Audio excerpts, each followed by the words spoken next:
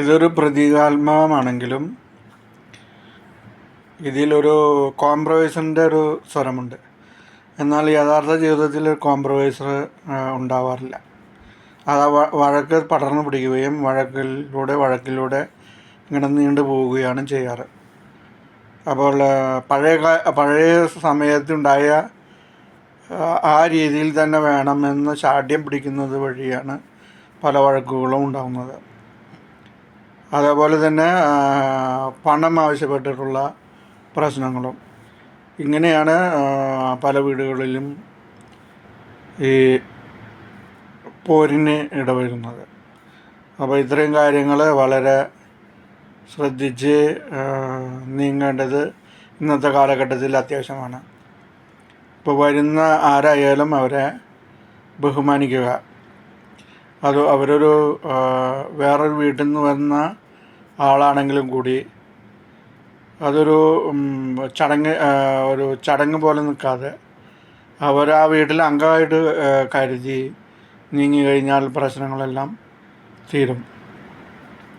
അതാണ് പല സ്ഥലങ്ങളിലും ഇപ്പോഴും നമ്മൾ ആധുനിക യുഗത്തിൽ പോലും ആത്മഹത്യകളുണ്ട് എന്ന് പറയുമ്പോൾ വിശ്വസിക്കാൻ സാധിക്കുന്നില്ല. അപ്പോൾ ഇത് എത്രയോ പടർന്നു പിടിച്ചിരിക്കുന്ന ഒരു സംഭവമാണ്. മാനസികമായിട്ട് പീഡിപ്പിക്കുന്ന രീതിയിലാണ് പലപ്പോഴും പലരും പെരുമാറുന്നത്. ഇതിൽ നിന്ന് പിന്മാറണമെന്നാണ് എനിക്ക് ഈ അവസരത്തിൽ പറയാനുള്ളത്. ഇതെന്താ ഇവിടെ ഒരു പ്ലേറ്റ് ഇവിടെ കൊണ്ടുവച്ചേക്കുന്നത്? എന്താ ഇവിടെ വന്നിരുന്നത്?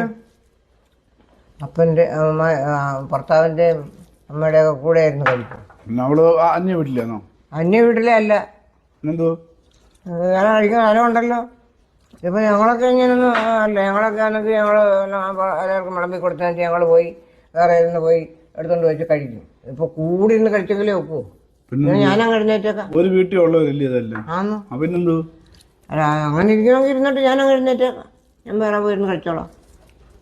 വിഷമാണെങ്കിൽ ഭാര്യ പോയതുകൊണ്ട്.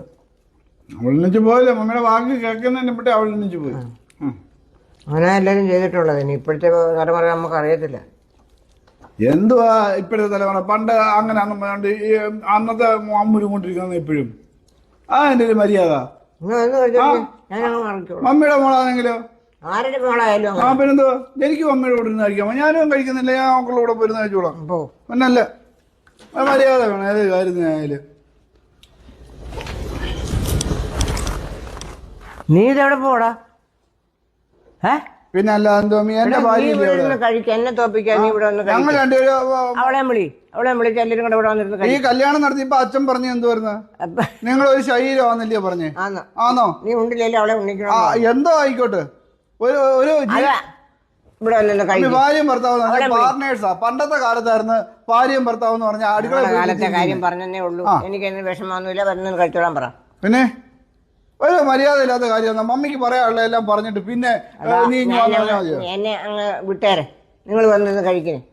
ഒരു നാണം കെട്ട പരിപാടിയാണ്. എന്റെ ജീവിതത്തിൽ ഞാൻ പറഞ്ഞേ ഉള്ളൂ.